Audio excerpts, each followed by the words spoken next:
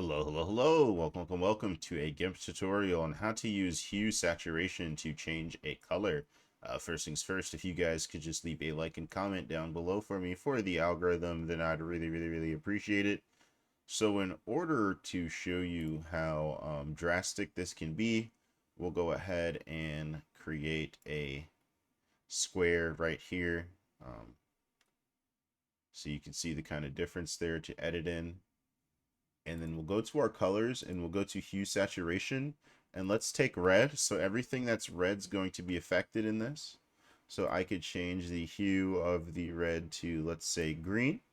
And then now if I go to yellow, I could change the hue of the yellow to let's go with red.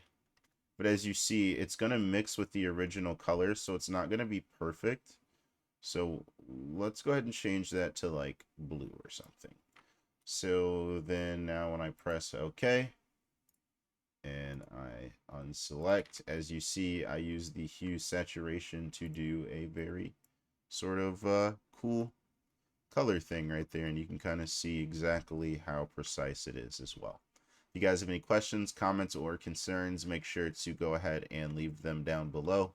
But other than that, it's been a GIMP tutorial. Thank you guys so much for watching. Have a wonderful day.